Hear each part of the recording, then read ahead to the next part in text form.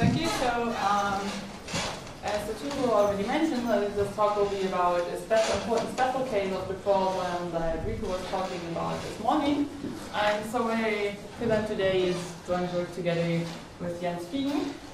And so let's first define the problem. So in the ST-class graph TSP, we are given an undirected graph, and we've also given vertices S and T. And then the task is to find a walk from S to T that visits all the vertices and as short as possible. So short as possible means we simply count the number of edges. And as we already seen this morning, we can also find basically an equivalent formulation of this problem, meaning we are looking for a possibly multi-edge set F, and we want to make sure that this graph V, F is connected and that all the vertices have the correct parity of the degree. So S and T should have odd degree, and all the other vertices should have even degree. And then we are minimizing the cardinality of this set F. So that's equivalent formulation, because if we have such a graph S set F, we can simply find the Euler-Wien ST walk in this graph, and this is going to be our ST tour then. And we've already seen also this morning the standard LP relaxation for this problem, so the Hells-Kelp relaxation, also the sub-2 LP. And there's this standard example that shows that the integrality gap or integrality ratio of this LP is at least 3/2. So in this example, we have those two long paths here, and an optimal LP solution will have a value of 1/2 on those orange edges and value 1 on the white edges. But then, so the LP value is going to be n-1. So if n the number is the number of vertices, but then any optimum tour will have to visit this long path and this long path, but then has to get back to T. So we'll basically need roughly 3/2 times the LP solution. So this shows that the integrality gap is at least 3/2. And actually for the ST-class graph TSP, we actually know the exact integrality gap. So for this problem, we know that the integrality gap really equals 3/2.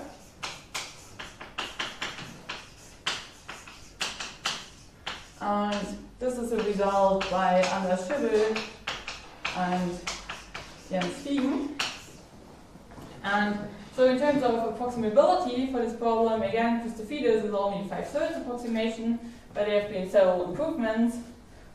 First by Merck and Svensson, and then by Mucha, and by Steinberg-Schnois, and finally Anders and Jens gave this 3/2 approximation algorithm and also proved that the integrality gap really is 3/2.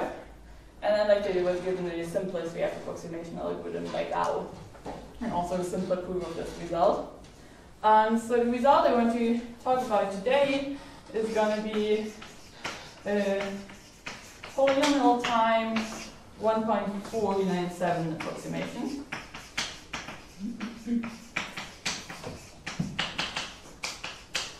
So the main thing really here is that we are getting better than the integrality ratio of the LP. So that's also, of course, where the integral of the talk comes from. We want to achieve an approximation ratio better than 3/2. And actually in our algorithm, we will still make use of this LP relaxation, so it's not that we're going to find some strong LP relaxation, but we will still work with this LP relaxation.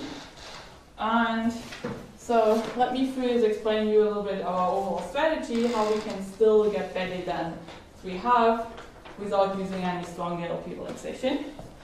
And for this, we will have a little bit of closer look at the integrality gap, and we will look at how the integrality gap depends on the distance of S and T.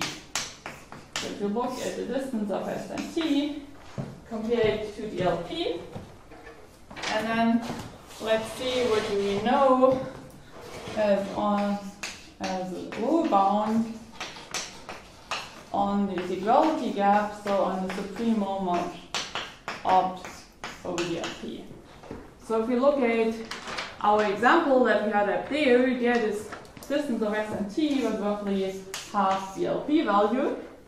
And on those instances, the integrality gap is roughly 3/2. So we have this as a lower bound. And then if you look at instances where the distance of S and T is 0, then we are in this standard, in this classical graph TSP case, And there the best lower bound that we know in the supreme on the integrality gap is forced sewage.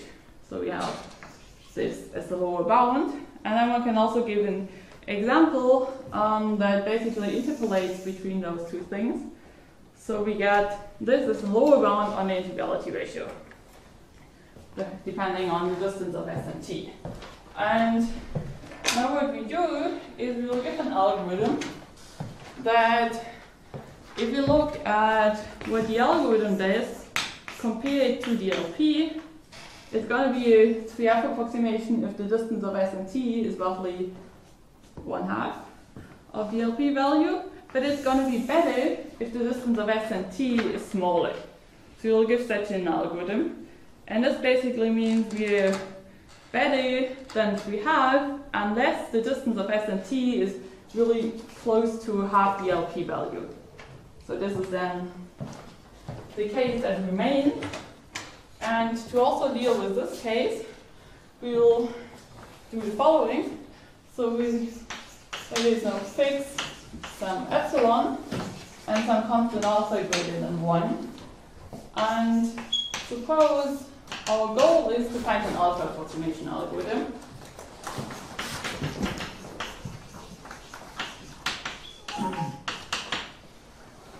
And then the theorem that we prove is that if we want to find such an alpha approximation algorithm, it suffices to consider instances where the distance of S and T is relatively small. And it will be done by dynamic programming. What we will prove is that it suffices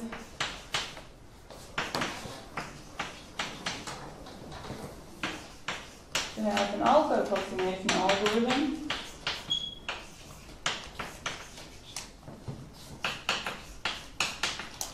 for instances where the distance of S and T is at most 1/3 plus epsilon times the cost of an optimum tool.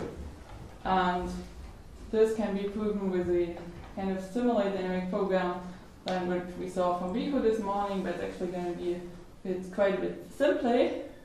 And the theorem also doesn't hold only for graph instances, but the theorem applies in general also to the setting that we've seen this morning, so it also applies for ST past TSP with general metric weights.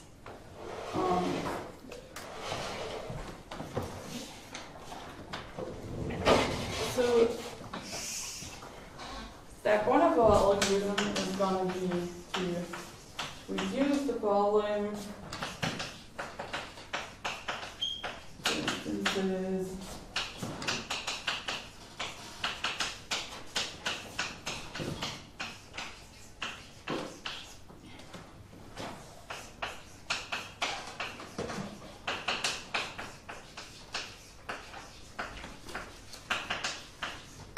this uses dynamic programming, and this part is really the part that allows us, that's like the only part where we compare directly to the cost of an optimal solution and not just to the LP value. So this is really crucial to get below the 3/2. So this thing here compares to opt. Then I haven't told you anything about this other algorithm I've shown here in yellow, and this is like based on the 3/2 approximation by Anders and Jens. And this works with ear-decompositions. So step 2 of our algorithm is going to be to compute an ear-decomposition.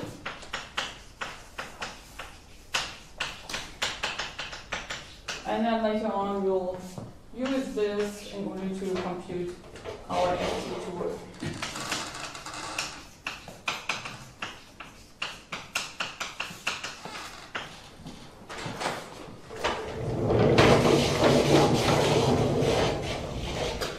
So as I go a little bit more into detail into this algorithm that works with these ear-decompositions. So as I already mentioned, it's based on the algorithm that by Anders and Jens, but still it needs like several newer ears, and it's like simply using the algorithm.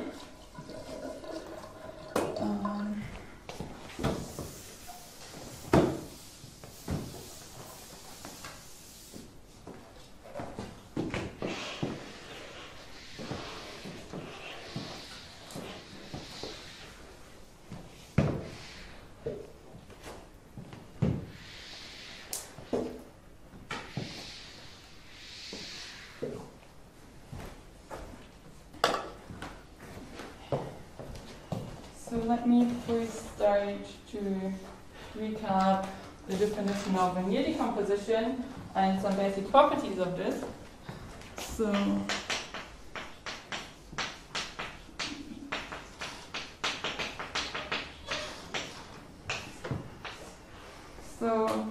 if we want to define an ear-decomposition, we will define a sequence of graphs, and we'll start with the graph G0, which will be a single vertex. And then, given our graph Gi minus 1, we now want to find our graph Gi, and the way we do it is that we have Gi minus 1, and then basically we attach some path here to this graph. So this is going to be some path that we call Pi, and such a thing, this path that we attach here is what we call an ear. And so this whole thing is then the graph Gi. And so P1 up to PL are the ears of this ear decomposition. And it's also possible that those two endpoints of the path are identical. We also allow this. And now, if the graph GL equals our graph G that we have, then we say that the sequence P1 up to PL of ears is an ear decomposition of G.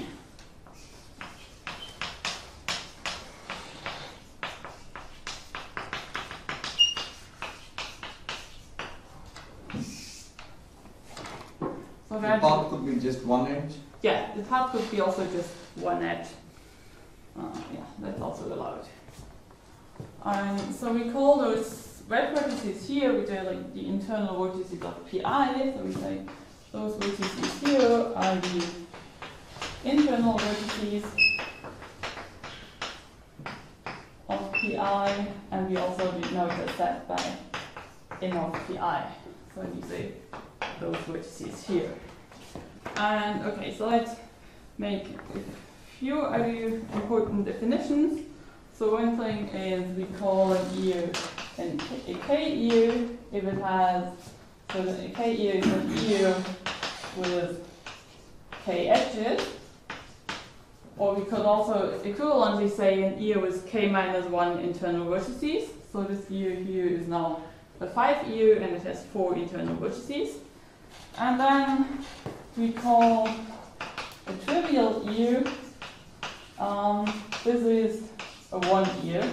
So this is what you just asked about. So an ear could also just consist of like a single edge.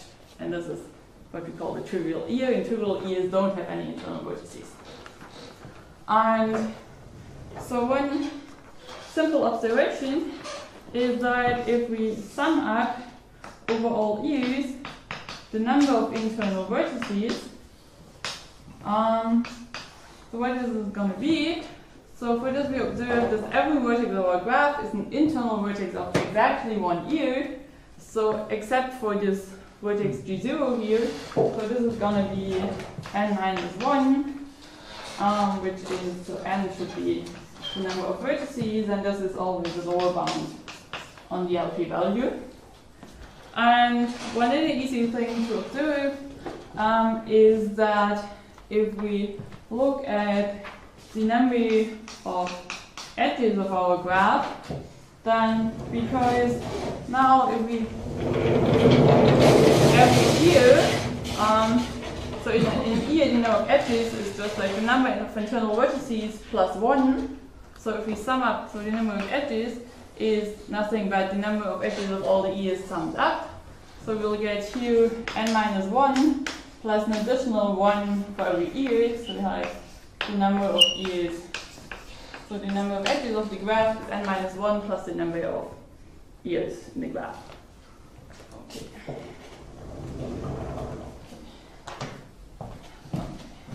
So now let's see how we can make use of those ear decompositions in order to construct ST tours.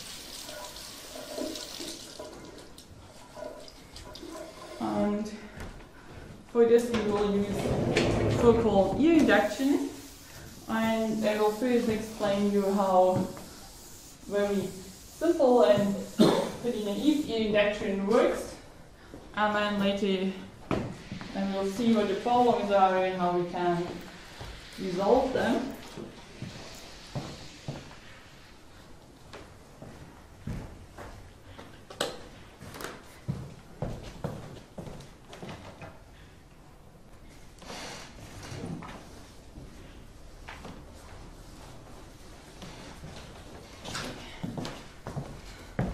So let's do ear-induction. And the idea in ear-induction is that, so we have somehow our ear decomposition, I'll say that's our first ear, and then we have some second ear, and maybe some third ear, and some ear number 4. We will consider the ears in reverse order, and we'll always construct the edges that we use about in our tour inside the ear that we currently consider. So we first construct the edges that we use in ear number 4, and so on. And first of all, at the beginning, we can always just first delete the trivial ears, so we don't need them at all. So we delete the trivial ears, and then the non-trivial ears will be considered in this reverse order. And to construct those edges, let's an example. So say we have our graph gi minus 1, and then we have our ear. Fix this.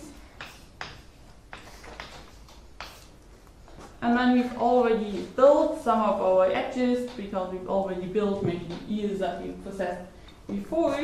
So some of our vertices will still need an odd number of edges.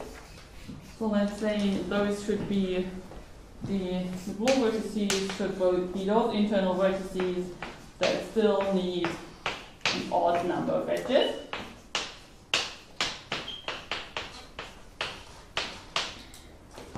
And what we'll do then is then we'll two-color the edges of our ear, and we'll always change the color at those blue vertices. So we'll color this one red.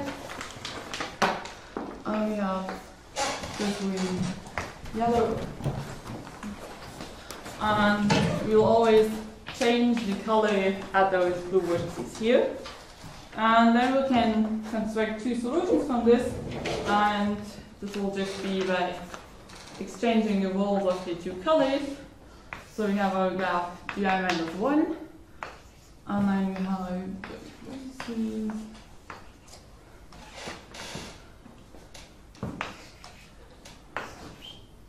Blue vertices here, and let's say for one of our solutions we will simply take one copy of each of the yellow edges, and then the parity is that all those internal vertices of the ear will be correct, but you still somehow also want our graph to be connected, so we'll take two copies of some of the red edges in order to make sure that everything is somehow connected to this graph gi minus 1.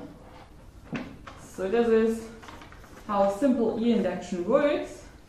And so what do we get from this?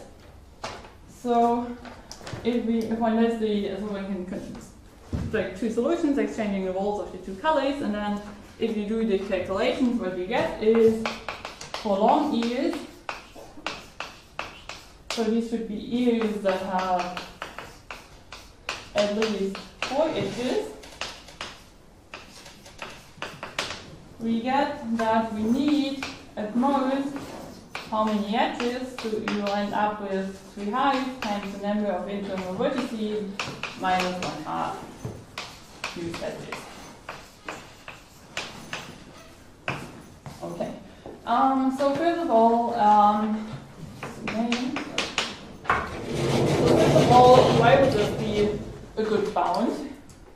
So we recall that if we sum up the number of internal vertices over all ears, this will give us n minus 1. So we get 3/2 times n minus 1.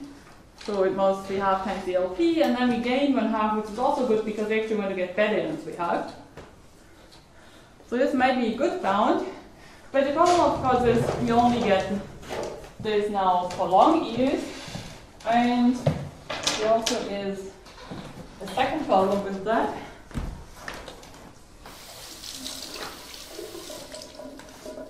So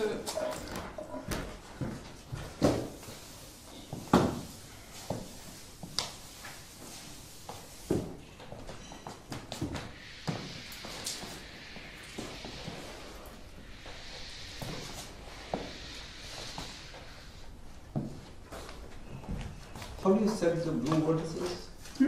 The blue vertices, so we've already constructed some edges because we've already built some ears before, and then we know that in the end we want to have, yeah, so we already have some edges, and we just look at how many edges do we still need in order to have the parities correct.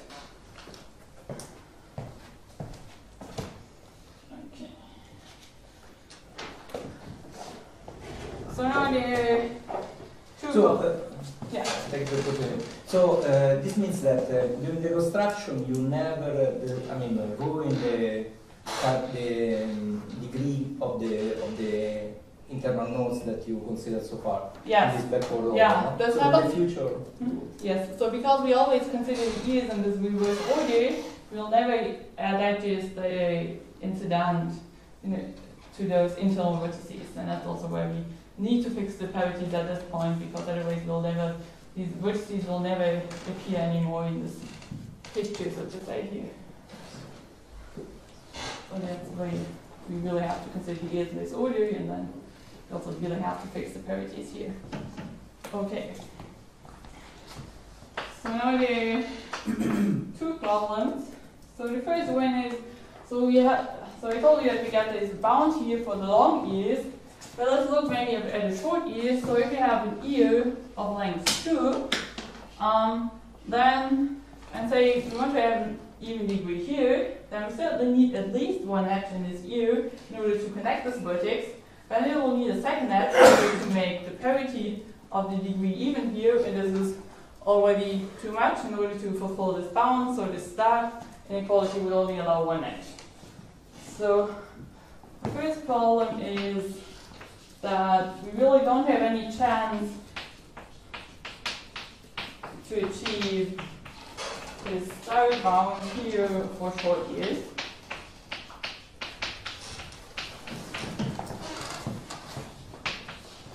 And then the second problem is that even if we had star for all non-trivial ears,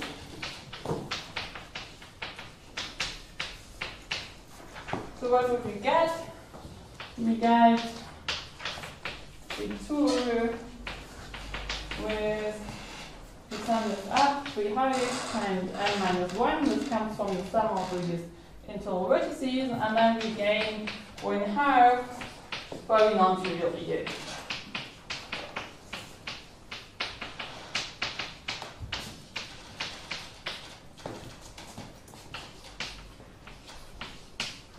And the problem with this is that there's nothing that guarantees us that this number could be, so this number could be really small.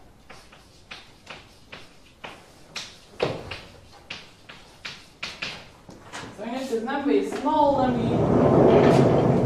have approximation, but we don't get better.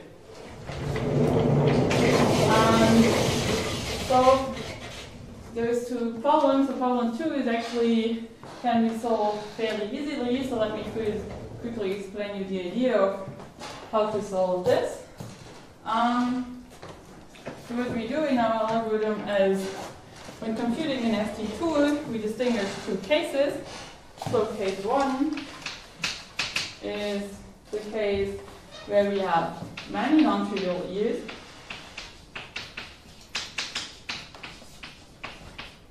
And in this case, we don't have this problem 2, because we have many of those non-trivial ears.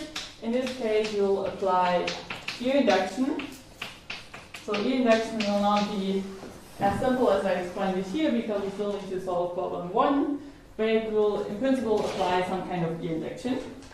And the second case is the case where we have few non-trivial ears.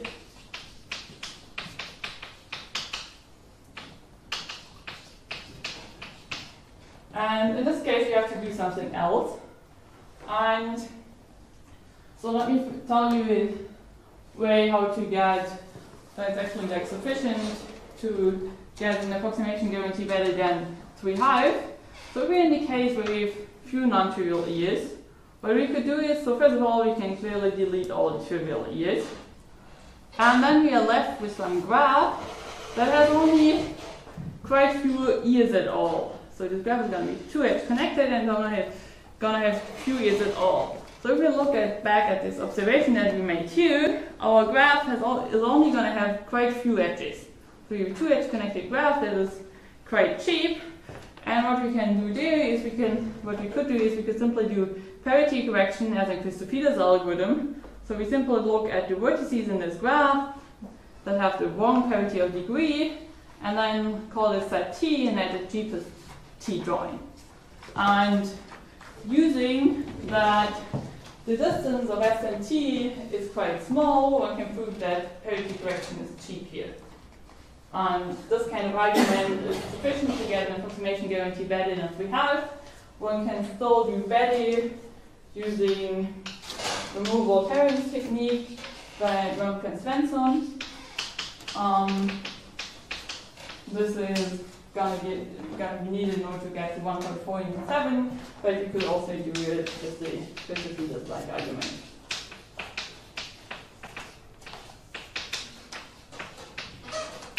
So this would be sufficient to get better than 3/2. And so the second part here really is the part that uses that the distance of S and T is small, with the first case only compares triviality. So the second case is actually the easy case. This is the part where we really make use of the fact that we can assume that the distance of S and T is small. Okay. So now let's see how we can deal with this first problem here. So how we can deal with the short ears. And so this is something this is a problem that already Jens and Andreas considered. So they also had a problem that they somehow they also went to do induction, but they had a problem that the short ears somehow need too many edges. So what they did is they showed that one can compute in ear-decomposition with some special properties, and we'll do a similar thing here too.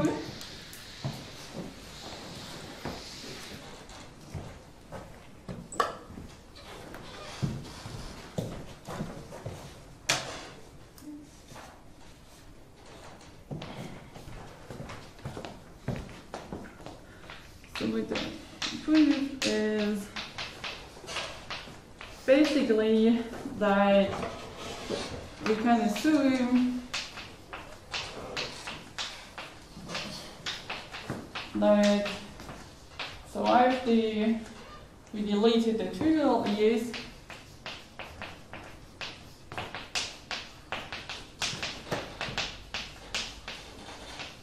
we have a picture as follows. So we have this inner part of our graph that just contains only long ears, so only ears of length at least 4, and then all of the short ears are somehow sitting on top of this. So we have such a kind of picture like this. So in here we've only long ears and the short ear attached from outside. So we have that no ears are attached to short ears.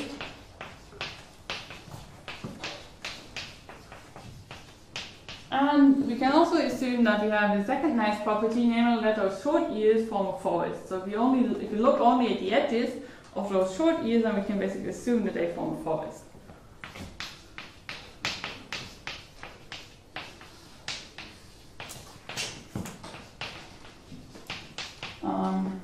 So I won't go into much detail of how you can prove this thing, but it's a quite non-trivial thing. So what they do is, so this computing the ear-decomposition first starts by computing an ear-decomposition that minimizes the number of even ears, which one can do by theorem by Hausdorff Trimester, which is also already quite already had a non-trivial result, and then they apply a lot of local optimization steps to the ear-decomposition, and then in order to get this forest property, it also involves some matroid intersection.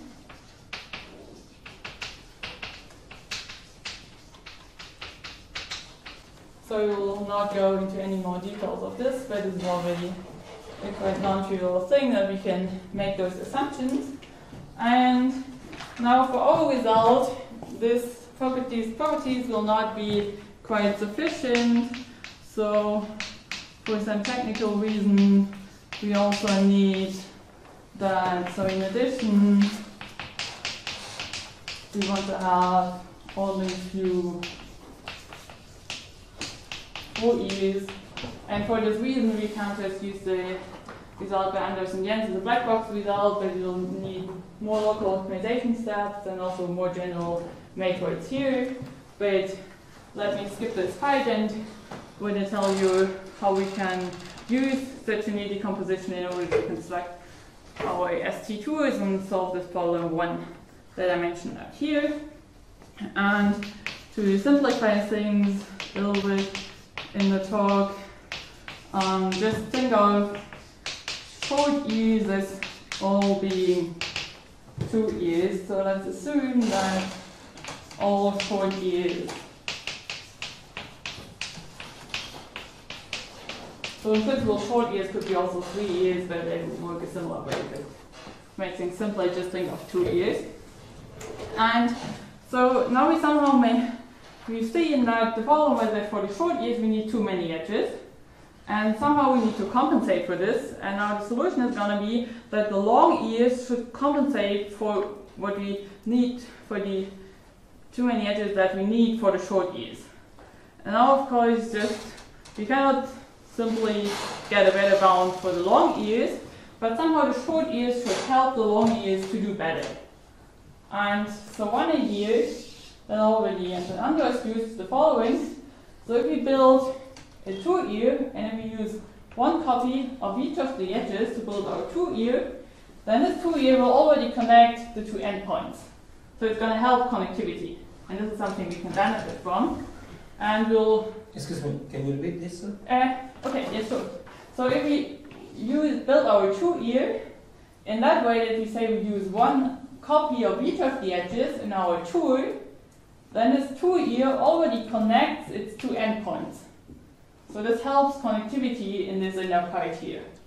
We don't have to make this connector on its own. And this is something already Anders and Jens use, but we'll include this into our algorithm in some different way. And then we use the second way. So this is like one way how we can benefit from short ears. And this is to help connectivity. And we'll use a second possibility how we can make use of those short ears. And this is the following. So instead of building our 2-ear like this, we could also decide to take 2 copies of one of the edges and no copy of the second edge. And now, of course, we can decide between those 2 possibilities. And if you look at the endpoints here, in those 2 possibilities, the parities at the endpoint will be different. So this means by deciding whether we build a 2-ear like this or like this, we can decide over the parity at the endpoint of the ear. We can choose basically a parity at one of the endpoints. And this is the second way how we can make use of those short ears. Of course, we have to decide whether we use the short ear for connectivity or parity correction, so we build an ear like this. It's not going to be useful for connectivity, but we have those two possibilities. So that's the basic idea how we want to those short ears to have be some help for the long ears. And now we have to think about how we can make use of those short ears in some systematic way.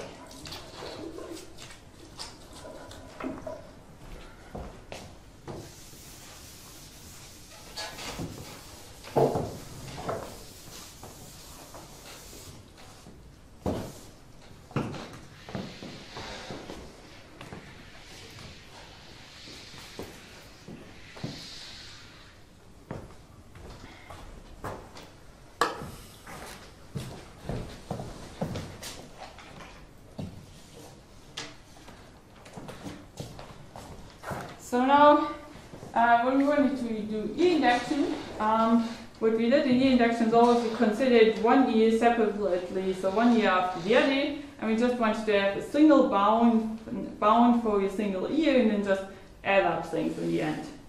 So now when we want the long ears to compensate for the short ears, we somehow have to fix which long ear should compensate for which short ear. And this is what I show now. So let's draw an example. So let's say these are our, let's say we have those long ears, and then we have our short ears sitting on top of it, and they form a forest. So it could look maybe like this.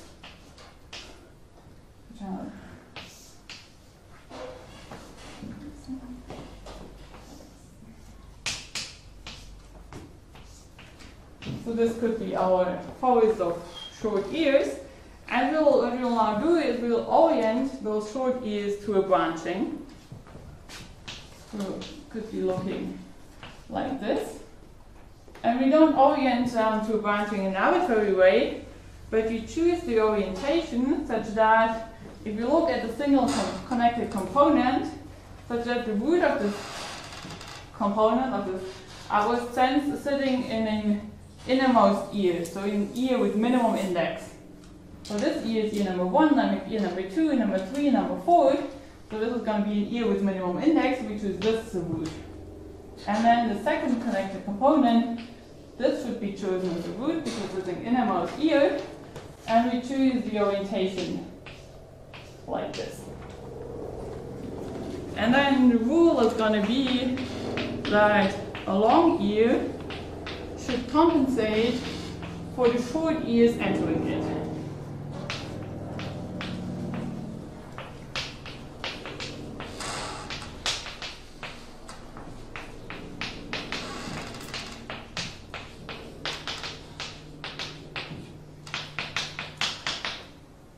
So for example, if you look at this ear here, then this ear here has 3 entering ears, so it should compensate for those 3 ears. So this is like the general rule. Okay, so let me show you how we now can make use of those short ears for connectivity. And so you can think of for now that we try to use all our short ears for connectivity. And we'll now want to see how we can include this into our ear-induction algorithm. So if we do this, we decide that we take one copy of each of the edges from all our ears, and then we somehow want to exploit the connectivity benefit of this during our ear-induction. And this argument will have some connections to matroid union. So we'll need matroid union theorem to prove that we can really benefit from those short ears for connectivity.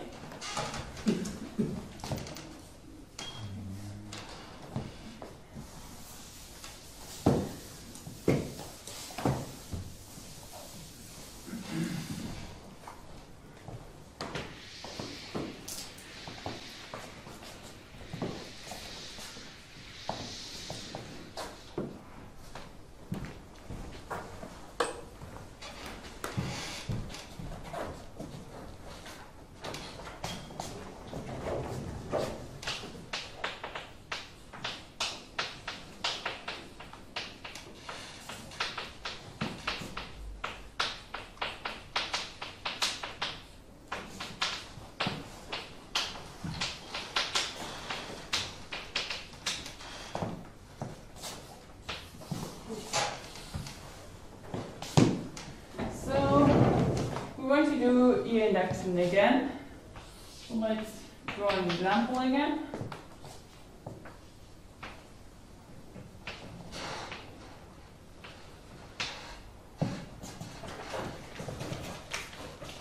Let's say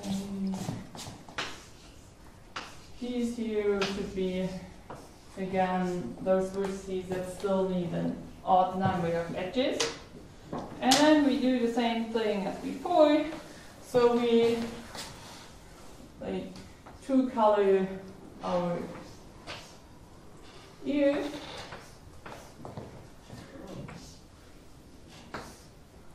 In that way, we almost change the color here at those vertices. And then we now want to make use of the connectivity benefit of our short ears. So to model this connectivity benefit, we will add additional edges here. So what we'll do is, for every short ear entering our ear PI, add some vertex W, which is an internal vertex of PI. We add some edge from the root of W to W. So what do I mean by this? So if, let's say, this is our vertex W, then the root of W is the root of the connected component of the branching that contains this vertex W. So then this thing here, that's the root of W. And then this edge should model that W is already connected to the root. And so we could have, for example, some edge here, and maybe we have some edge here, some edge here, and some edge here. And note that here it becomes important that we chose the orientation of our branching exactly in the way we did, because we somewhat need to make sure, so in this picture here, they are only the vertices present that are in some ear with lower index, they graph GI-1, or of the same index. So it is important that the root of W can't be in some further outer ear that we've already considered before. So the root of W really will be somewhere in this picture, and that's what we need the orientation for. So let's call this edge the edge set U. And okay, so now we want to do basically a similar thing as we did before.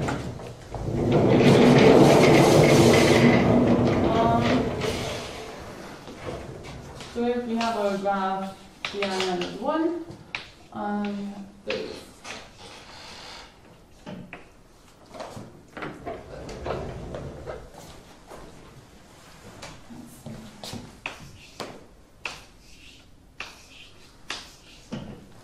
And then say we want to take one copy of, let's say, the red edges, and this will ensure that parities are correct.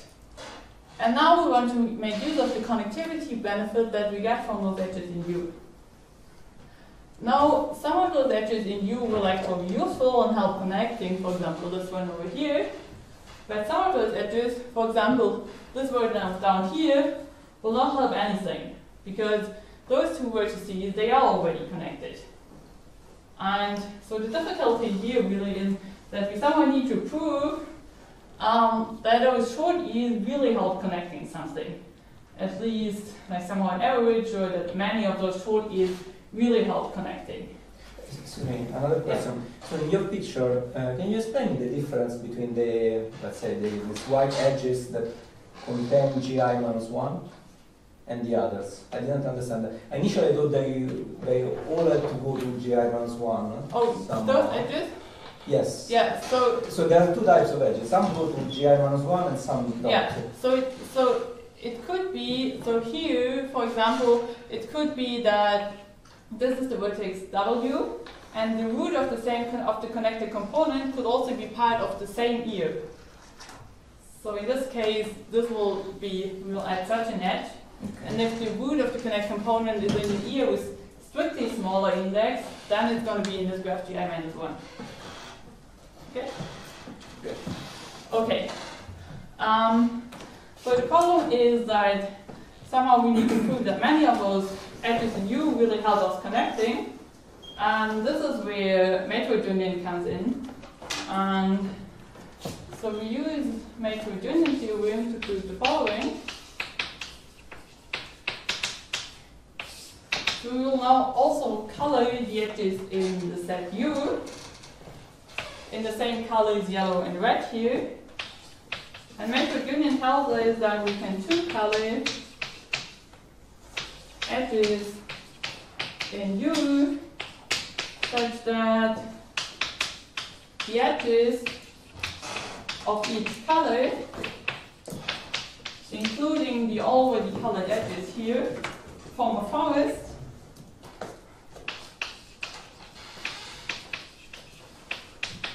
And at most one edge remains uncolored.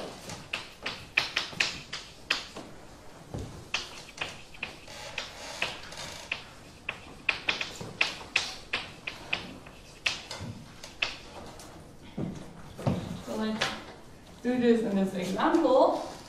So here we could, for example, color this edge here red, and we could color this edge here red. Then the red edges altogether still form a forest. And then we could maybe color this edge yellow here, so we can't color it red, because otherwise we would have a red cycle. But then this edge up there, this white edge, remains uncolored, because otherwise we would have a yellow or a red cycle. So we can color all edges, but maybe one remains uncolored. And now what we can say now is that now, if we look here at the edges in U that we colored red, those edges will all really help connectivity, because the red edges all together form a forest.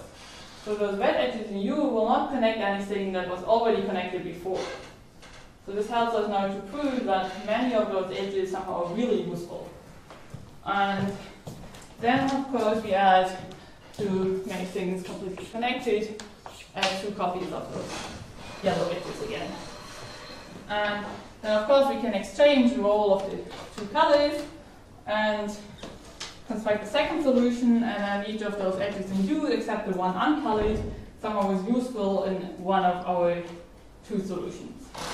And the fact that sometimes we cannot color all edges and one edge remains uncolored, that's basically the reason why we need the second way to gain from short ears, because we could be in the unlucky situation that each of our ears here, we always have only exactly one edge in the set U, and this one edge in the set U remains uncolored, and basically that's the case where we need the second way to benefit from the short ears. And let me only explain this briefly how this works. So basically, it's a little bit simplifying, but basically we do a second time ear-induction, in the end we'll just take the value of the 2 solutions. And here we now use all those short ears for parity correction. And we call that using a short ear for parity correction basically means we decided whether we want to build our ear like this or like this. And so changing between those 2 possibilities is what we call flipping such an ear. So we just change between those 2 different ways. And now what we do during ear induction, basically if we know that the short ear enters this long ear here at this vertex W, we just choose the parity however we like. We don't care about the parity at the vertex W. And then what we can do is, if the parity at the vertex W is now wrong in the end, we will flip all the short ears on the way to the root. So for all those ears on the path from the root of W to W, we can flip those ears. And this will first change the parity at this vertex W, at the vertex W. It will also change, flipping this ear, also changes the parity here. But this parity here will change back because we flipped this ear too. So in the end, this changes the parity exactly at W and at the root of W. And here orientation of the branching is again important, because the root of W is either in the same ear that we already consider right now, or in the lower index ear that we'll consider only later. And that's the idea how we make use of those edges for those ears for parity correction. Okay, so and basically analyzing this carefully, and I haven't told you all the details of the algorithm, and we can complicate it, we can just basically fix this case 1 here. So also in this case, we somehow get better than 3/2.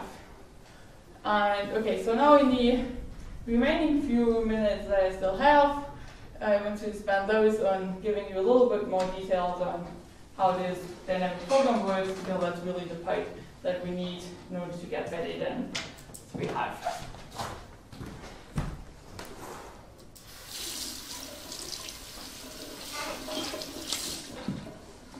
So, Vera, Yeah. have you explained how in case 2 you get the improvement already, or I that haven't you're skipping it? I haven't explained in detail how we build the ear, how we build then the construct the edges in a single ear. So there's actually nothing too exciting happening there.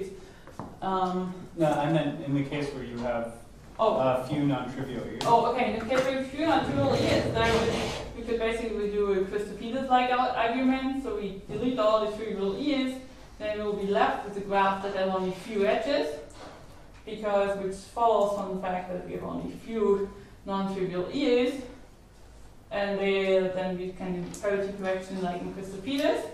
That's one way, and then there's a more sophisticated way using the removal pairing technique by Mimk and Svensson, and that's actually what we do in the paper, because this way one easily gets even better, so you need this removal pairing thing to get up to 1.497. But if you just want to be better than we have, that's the kind of Christophilus-like argument does the job.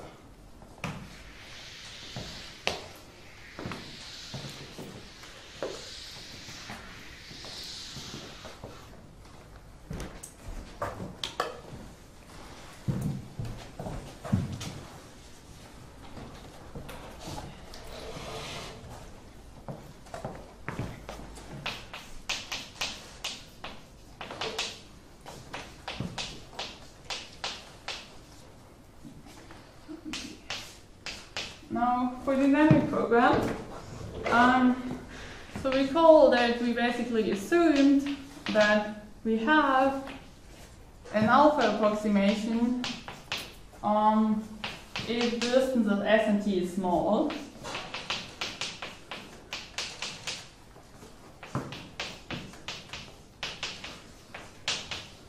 And our goal was to get an alpha approximation always, not only for the special case. And so say we have some beta approximation if the distance of S and T is likely, then when we do it, so that's 1 times odd. So think of beta being larger than alpha. And so for example, we could take a 2 approximation. So think of maybe beta being 2. And so our goal is to get an alpha approximation. And so we need to somehow deal with the second case here. And for this, we'll look at the so-called level cuts. So we'll look at the cuts induced by the set of vertices that have a small distance to to S. So for I, from 1 up to the distance of S and T, we'll look at those cuts. And so this is going to be a chain of ST cuts. And now what we do is we fix an optimum to S star. And then, as Rico already explained us this morning, we know that this optimum to F star is going to cross each of those cuts either exactly once or at least 3 times. And now, if we're in the case where the distance of S and T is really large, so much larger than 1/3 times the number of vectors of F star, so the length of F star, then there has to be a significant fraction of those cuts that only contain exactly one edge. So it can't be that our optimum true star crosses all those edges with all those cuts with 3 edges. So let's say maybe this happens here, and maybe this happens here. And then what we're going to do is use a similar dynamic program, as Rico explained to us this morning, in order to guess those cuts and to guess those edges.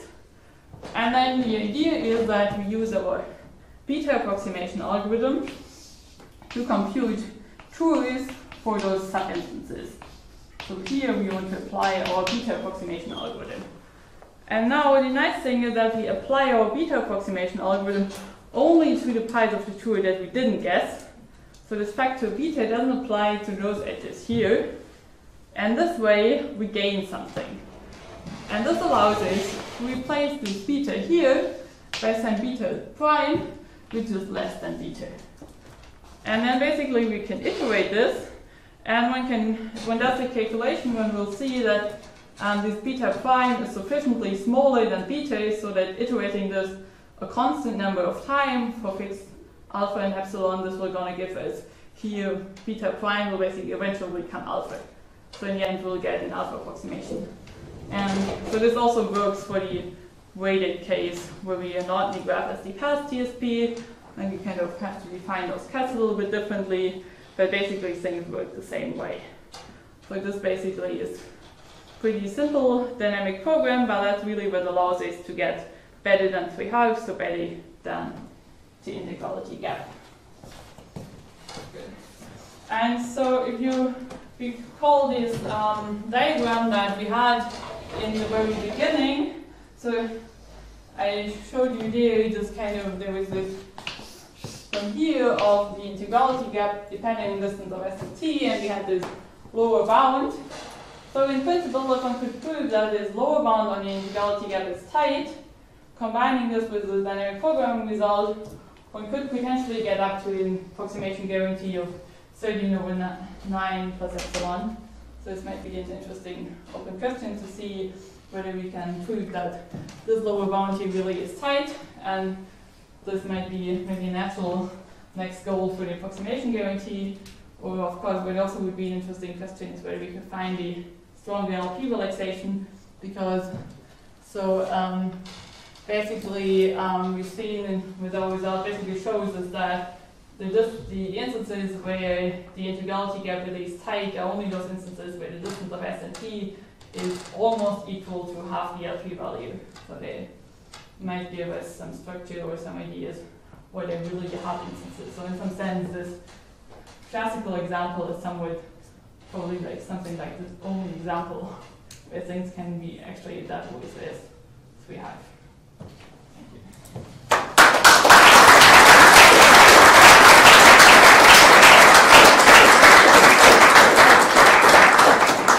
Thank you very much. Questions?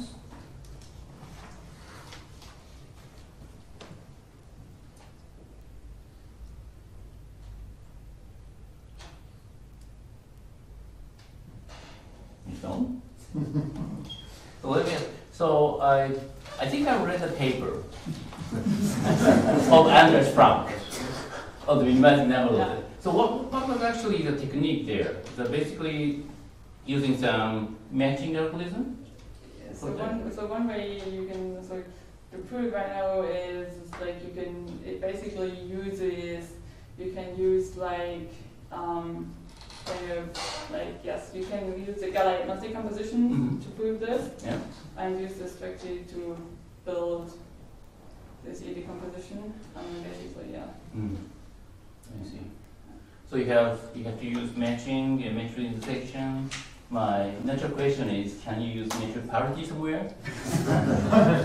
Weighted? No, not really. Okay, that's even better. No. So sometime, someday, I hope to see. Okay. So thank you very much.